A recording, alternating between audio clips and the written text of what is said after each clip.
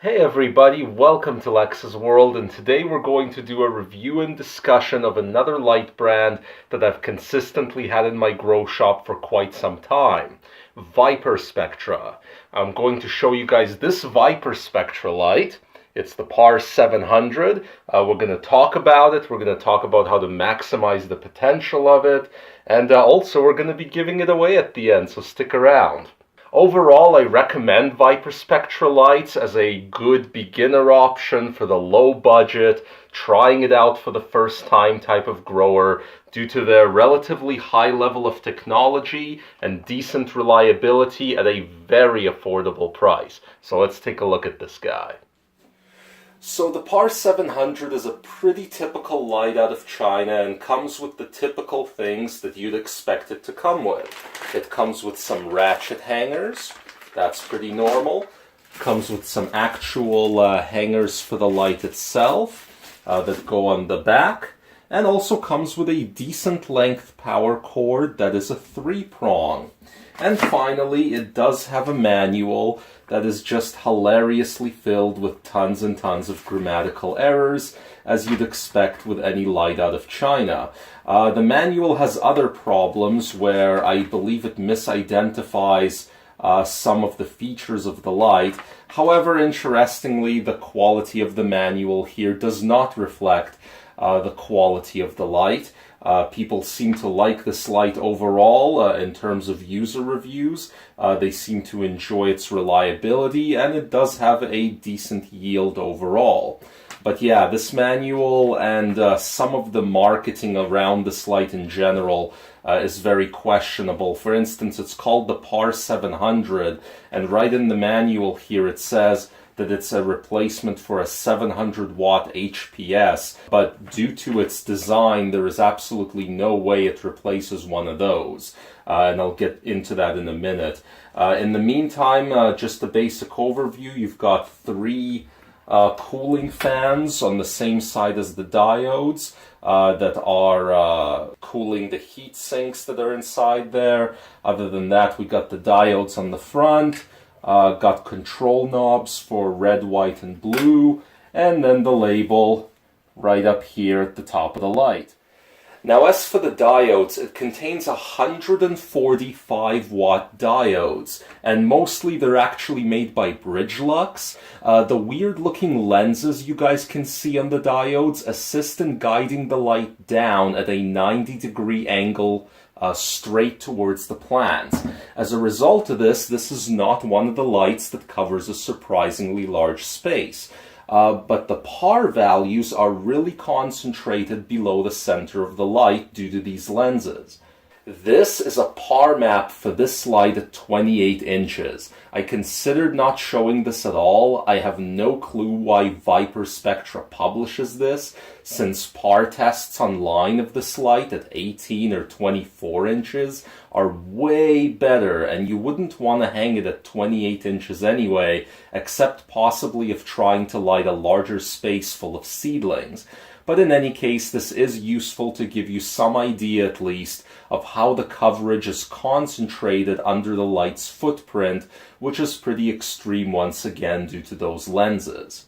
This light actually has 12 bands with infrared and white light included in there, so that's a pretty robust spectrum, and if you run the light, as I will in a moment, you're going to see that there's obviously lots of blues and reds. Again, it still doesn't get to the spectrum richness of something like a chip on board, but then at its $300 US price tag, this light is currently much cheaper than half-decent COB models. Bands are where this light also has its most obvious weakness. When you have under 150 diodes and you're trying to stuff 12 bands in there, there's a limit to how many red diodes you can have.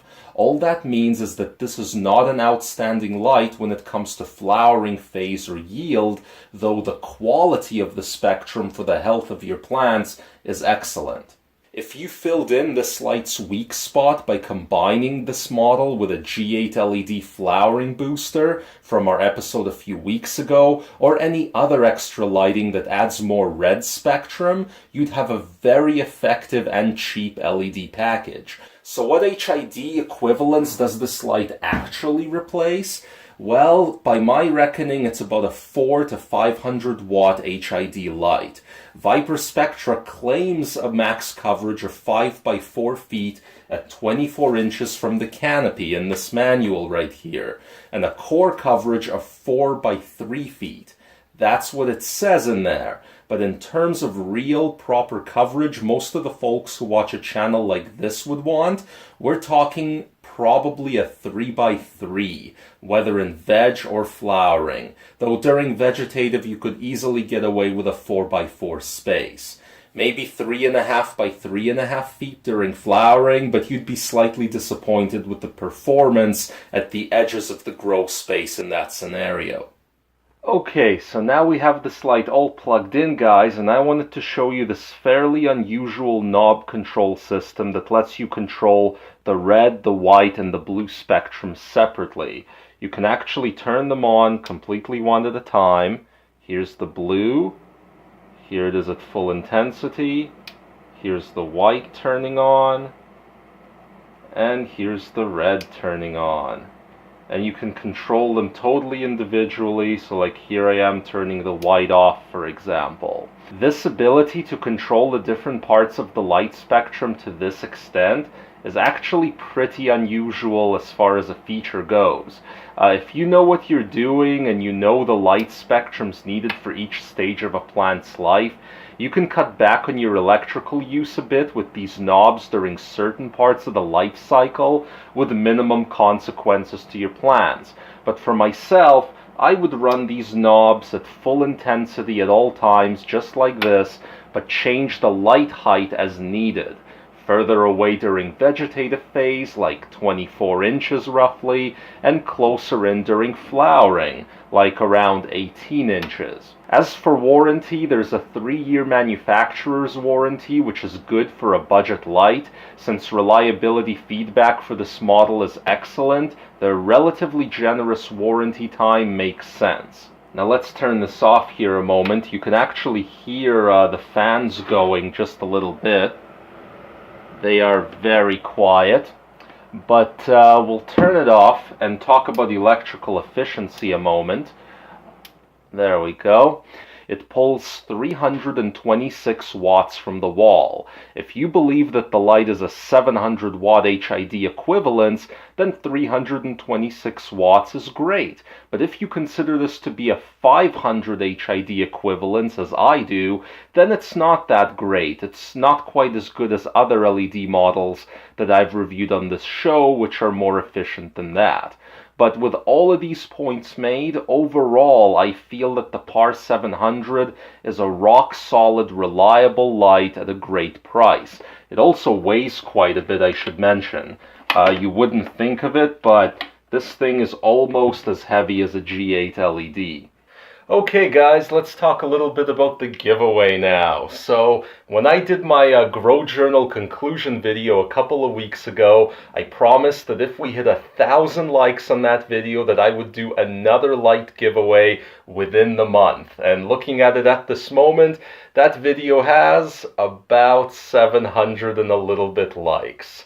Womp womp, we didn't make it. However, I'm still going to do the light giveaway, and I'm going to assume we're going to hit 1,000 likes pretty soon, since we did get over 700 in a couple of weeks. So we'll give this away, and the draw date will be 10 days after that video hits its 1,000 likes. That'll give it a little bit more time to get to that 1,000 likes, and give a bunch of you time to enter to win this. To enter to win this light, make sure you leave a comment under this video, and your comment is going to be your entry. Doesn't matter where you're watching this, Vimeo, the WeedTube, BitChute, YouTube, it'll all count. The winner is going to have their winning comment replied to and be added to the video description of this video. And also make sure that you watch my Grow Journal conclusion video from a couple weeks ago and give it a like so it can actually get to 1,000 faster. A link to that video down in the video description, as well as to the PAR700 for all of you who want to take a closer look at it. On that note, that's enough for me today. Be sure you subscribe and hit that like button if this was useful, and we'll see you all next time.